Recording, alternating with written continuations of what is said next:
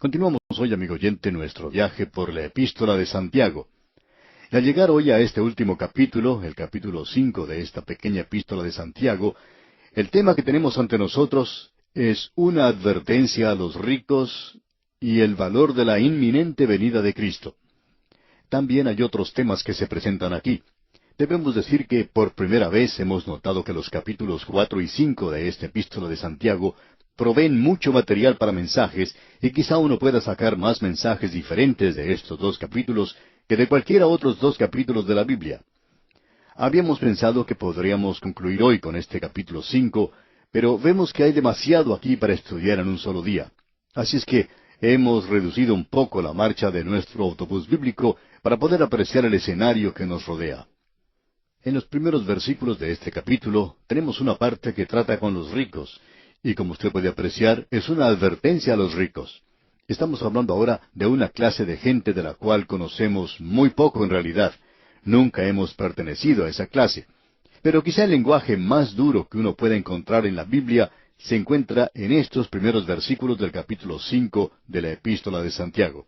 En realidad, los primeros 6 versículos del capítulo 5 son probablemente tan radicales en lo que se dice en cuanto a los ricos como lo que uno puede encontrar en cualquier literatura comunista. Debemos apresurarnos a decir que las conclusiones a las cuales se arriba son completamente diferentes de lo que uno encontraría en algo radical. Pero esto aquí es muy radical. Y es radical en un sentido muy cristiano, digamos. Quisiéramos leer los primeros 6 versículos y tenerlos ante nosotros porque, como ya dijimos, esto es radical. Y estamos seguros que muchos ni siquiera han soñado que un hombre como Santiago, tan práctico, hubiera escrito algo así. Pero esto también es muy práctico, digamos de paso. Vamos a comenzar, pues, con los versículos 1 al 6 del capítulo 5. En esta porción de las Escrituras, Santiago presenta una alerta para los ricos, y los ricos no escuchan el Evangelio, digamos de paso. Pero hay algunos pocos ricos, y pocos de ellos poderosos, dice Pablo, en su día. Leamos pues los primeros 6 versículos de este capítulo 5 de la Epístola de Santiago.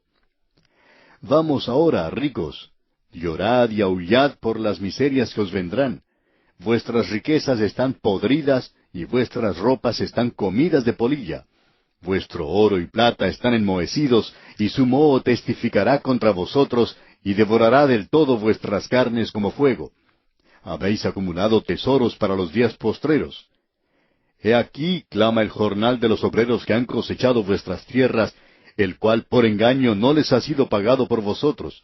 Y los clamores de los que habían cegado han entrado en los oídos del Señor de los ejércitos. Habéis vivido en deleites sobre la tierra, y sido disolutos. Habéis engordado vuestros corazones como en día de matanza. Habéis condenado y dado muerte al justo, y él no os hace resistencia. Por cierto que tenemos aquí una declaración muy sobresaliente en cuanto a los ricos, y en realidad no tiene mucho que ver con el hacer dinero que no sea condenado. Usted recuerda que la Escritura presenta muy claramente que es el amor al dinero lo que constituye la raíz de todos los males.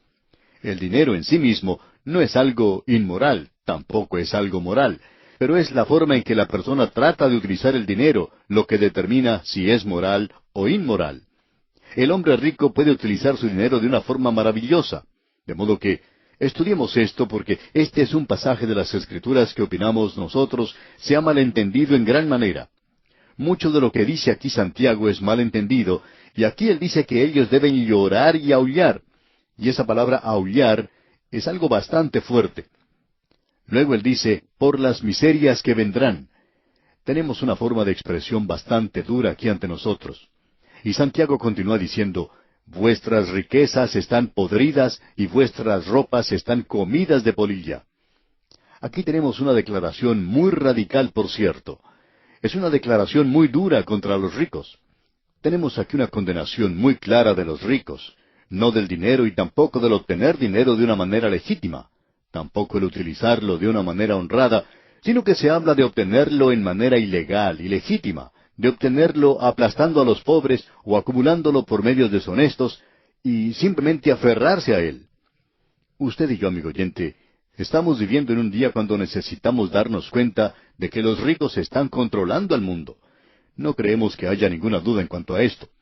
Es la creencia de algunos y de algunos hombres que ocupan posiciones de importancia de que un grupo de ricos controla este mundo. Lo más sorprendente de todo hoy es que, de manera especial, los ricos dicen que uno debería tener una legislación social, que uno debería cuidar de los pobres y cosas por el estilo. Eso es algo que está muy bien, pero ¿por qué es que son nada más que los ricos quienes se encuentran en la política y que piensan de manera revolucionaria, que son liberales? Amigo oyente, vamos a hablar aquí bastante directa y duramente, pero el Señor Jesucristo es quien da una ilustración en cuanto a esto. Él habló en cuanto al hombre rico y al hombre pobre, y que el pobre solamente comía las migajas que caían de la mesa del rico. Lo interesante hoy es que tenemos a los ricos que ocupan muchos cargos en el gobierno. Y hoy es prácticamente imposible que un hombre pobre llegue a ser elegido presidente de su país. Él tiene que tener el apoyo de millones de pesos, y no importa a cuál partido político este hombre pertenezca. Es necesario gastar millones de pesos para poder ocupar un cargo presidencial en el presente. Podríamos mencionar aquí a dos hombres que se destacaron en el pasado por la cantidad de dinero que lograron acumular. Estos hombres eran millonarios, y sin embargo, eran muy infelices. Estamos seguros que usted ha escuchado sus nombres, y uno de ellos era Paul Getty, de quien se decía que era el hombre más rico de todo el mundo. Sin embargo, en su vida este hombre padeció muchas cosas. Por ejemplo, su hijo cometió aparentemente suicidio. No sabemos exactamente lo que ocurrió, pero se informa que fue un suicidio. ¿Puede usted imaginarse a uno de los hombres más ricos del mundo suicidándose? ¿Qué fue lo que sucedió? ¿Acaso se le acabó el dinero? Ahora, el nieto de él fue raptado, de modo que no podemos pensar que esta gente pueda ser muy feliz. Por supuesto, el otro hombre que tenemos en mente es Howard Hughes. Usted habrá leído en cuanto a la forma en que este hombre murió. Él viajaba de lugar a lugar, siempre tratando de esconderse de los demás, y por supuesto viviendo una clase de vida muy infeliz. Y luego él falleció encontrándose en una condición extrema completamente. Y luego se cuenta historias en cuanto a un grupo de millonarios que se reunió hace unos cuantos años. No vamos a mencionar nombres ni la historia nuevamente aquí, pero estos se reunieron y cada uno de esos hombres murieron arruinados. Varios de ellos se suicidaron. Estamos viviendo en días cuando el dinero ha llegado a ser nuestro Dios. Hace varios años atrás, una revista informativa publicó varias páginas hablando de que todo el mundo estaba hambriento de dinero. ¿Y qué cuadro el que se presentaba allí? Permítanos presentar a continuación una cita de lo que escribió un escritor canadiense, y al leer lo que él dice, uno pensaría que este hombre hubiera estado leyendo este libro de Santiago, o que Santiago mismo hubiera escrito esto, no en los años pasados, sino probablemente en este mismo año, ya que está muy al día en cuanto a los ricos se refiere. Este hombre habla, o mejor escribe, en cuanto a la gente de dinero, y permítame que citemos algo que opinamos es muy pertinente. Escuche usted. ¿Quién es el líder? ¿A dónde vamos y por qué? Esto es lo más aproximado que puedo expresar en cuanto al sentir subconsciente de la civilización occidental. Viajando a través de Europa, hablando con la gente, parece uno oír, es decir, estas preguntas se repiten una y otra vez. Por todas partes parece existir, tanto en nuestro país como en los demás, un sentido de aprehensión, lo económico, lo político, lo militar, la dirección, el propósito y el liderato. Todo ha sido puesto en la duda. Es como un barco en el medio del océano sin capitán. Nadie sabe si se está dirigiendo hacia Londres, hacia Nueva York o hacia Buenos Aires. Parece no existir una razón en particular para elegir un destino. Podríamos quizá agradecer a la ciencia y a la tecnología por todo esto, de habernos dado el conocimiento que antes se daba solamente a Dios. Ha roto ese velo que cubría esos misterios venerados. Lo que nosotros pensábamos era vida y belleza, se ha convertido en un ídolo nada más. La fe se ha convertido en ciencia. El amor ha llegado a ser sexo. El propósito ha llegado a ser incertidumbre. Cuando nosotros creíamos que Dios hizo a Adán y Eva, y que Él le dijo a Noé que construyera el arca, y que Él había ordenado el trueno y los relámpagos, y cuando nosotros creíamos que el cielo se encontraba en algún lugar cerca de la luna, entonces creíamos en un universo lleno de orden, con un propósito inteligente, conociendo que ese universo estaba ordenado y que nosotros éramos los súbditos del Gran Padre y que todas las partes del universo tenían un propósito, y nosotros como una parte también teníamos nuestro propósito. La gente no expresa esos pensamientos en palabras, pero creemos que es lo que está en sus mentes. Creemos que los disturbios de los estudiantes y de aquellos contra los cuales se ha discriminado no son motivados por justicias divinas, sino por el descontento que se levanta de las ruinas de una fe destruida y de ideales caídos. Le podríamos dar a ellos todo lo que quisieran y aún así ellos pensarían que quieren más. Y cuando nosotros pensamos que les hemos dado todo, van a terminar desilusionados completamente. Debe haber autoridad, debe haber orden. Puede ser que el mundo se esté dirigiendo a una era de dictadores, de grandes líderes que pueden presentar una imagen paterna, para que la población pueda asirse de algo a lo cual puedan acreditarle sabiduría y fortaleza. Existe una clase de gente en todas las clases que hasta el presente merecían nuestra compasión. Estos eran los negociantes, aquellas personas que hacen dinero con el único propósito de hacer dinero. Yo pensaba de ellos, continúa este escritor, como pobre gente, porque el amasar millones nos parecía tan inteligente como el amontonar grandes montañas de piedras, porque más allá de cierta cantidad de dinero, por cierto que los millones adicionales deberían ser tal cual las rocas, ya no sirven para nada. Pero existe un elemento que no había previsto. El elemento es la ganancia. No importa cuánto avance la ciencia, no puede cambiar las leyes naturales. Las leyes económicas son tan inmutables como las leyes físicas. Por tanto, es lógico que estos hombres que hacen dinero cierren sus ojos al caos que crea la ciencia, con el conocimiento seguro de que las reglas de su ganancia nunca cambiarán. Con todos sus sentidos afinados a los sucesos que vienen, él permanece alerta a los cambios en las tendencias políticas y sociales, y usando toda su sabiduría, él continuará jugando contra el mundo de la economía y continuará obteniendo su satisfacción, sus sonrisas, no del dinero en sí mismo, sino de la satisfacción de la ganancia.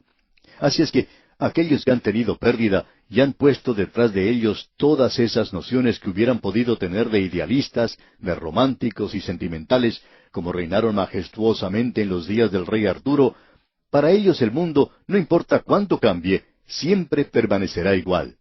Ellos continuarán en sus actividades como los antiguos dioses del Olimpo, divirtiéndose serenamente, inmunes al estruendo que causa la caída de la antigua psicología, completamente separados de los deseos humanos, tan patéticamente expresados por los escritores de esta generación. Y hasta aquí este artículo que escribió este escritor canadiense.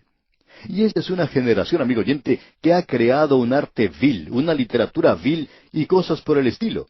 Y ese escritor que acabamos de citar sabe eso. Y detrás de todo esto, usted y yo estamos viviendo en una edad que está siendo manipulada por esta gente que quiere hacer dinero. No sabemos cómo se hace todo esto, porque nosotros no estamos dentro de ese círculo.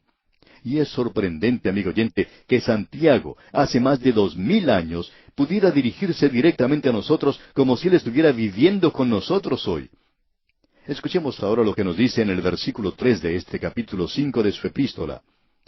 Vuestro oro y plata están enmohecidos, y su moho testificará contra vosotros, y devorará del todo vuestras carnes como fuego. Habéis acumulado tesoros para los días postreros. Ahora, lo que Santiago está diciendo aquí no es que el hacer dinero sea malo, sino la acumulación de él. Y aquí se condena el abuso de las riquezas, utilizarlo de una manera mala y equivocada, y la condenación de los ricos que tienen una gran cuenta bancaria en los días postreros, un saldo muy grande cuando el Señor venga, y eso será un pecado. Tememos, amigo oyente, que habrá unos cuantos creyentes hoy que van a sentirse avergonzados del saldo que tienen en el banco y lo que han dejado en sus ahorros cuando el Señor venga y los saque de este mundo. Nosotros estamos viviendo en un día cuando el dinero ha llegado a ser un poder, una potencia en el mundo. Y hoy, como ha dicho Santiago, quiere decir que hemos llegado a un lugar donde los pobres no tienen nada que hacer. Usted recuerda que David se dio cuenta de esto. Y él, hablando en el Salmo 37, dice, «Vi yo al impío sumamente enaltecido, y que se extendía como laurel verde». Él habla en el versículo 1 diciendo, «No te impacientes a causa de los malignos, ni tengas envidia de los que hacen iniquidad». Y luego en el versículo 3 dice, «Confía en Jehová». En el versículo 5 expresa, «Encomienda a Jehová tu camino». Y luego en el versículo 7 dice, «Guarda silencio ante Jehová y espera en él». Lo interesante de notar aquí, amigo oyente, es que cuando venga el anticristo finalmente, él tendrá el apoyo de las riquezas de este mundo. Pero aún así David dice en el versículo 36, pero él pasó, y he aquí ya no estaba. Lo busqué, y no fue hallado. David está diciendo, si uno espera lo suficiente, Dios no tiene ningún apuro. Dios arreglará las cuentas con esa persona. Escuchemos ahora lo que dice Santiago. La acumulación de tesoros y riquezas se hacía de una manera que aplastaba al pobre. Y en el versículo 4 de este capítulo 5 leemos, He aquí clama el jornal de los obreros que han cosechado vuestras tierras, el cual por engaño no les ha sido pagado por vosotros. Y los clamores de los que habían cegado han entrado en los oídos del Señor de los ejércitos. Dios escuchó el clamor del pobre, y el rico tendrá que responder por eso algún día. Y también los sindicatos laborales ricos tendrán que hacer lo mismo. No importa dónde se encuentren sus riquezas, solo Dios será capaz de tratar con ellos. Y luego en el versículo 5 leemos, Habéis vivido en deleite sobre la tierra y sido disolutos. Habéis engordado vuestros corazones como en día de matanza. Usted puede apreciar, amigo oyente, que los ricos hoy son liberales. ¿Por qué son liberales? Porque eso quiere decir que unas pocas migajas caerán de su mesa. Pero son solo migajas, recuerde eso. Y los pobres pueden tener eso. Ellos le ponen a usted en el seguro social. Ellos quieren que los pobres sean cuidados, pero al mismo tiempo cobran impuestos a los demás. Ellos no son los que pagan esas cuentas. Ellos solo quieren vivir en el placer. Y ahora en el versículo 6 de este capítulo 5 de Santiago leemos, Habéis condenado y dado muerte al justo, y él no os hace resistencia.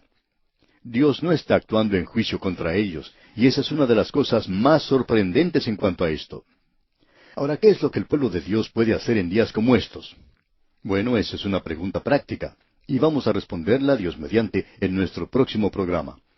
Mientras tanto, le sugerimos, amigo oyente, que lea el resto de este muy interesante capítulo 5 de la Epístola de Santiago para estar al tanto de lo que diremos en nuestro próximo estudio al continuar con esta epístola de tanta trascendencia.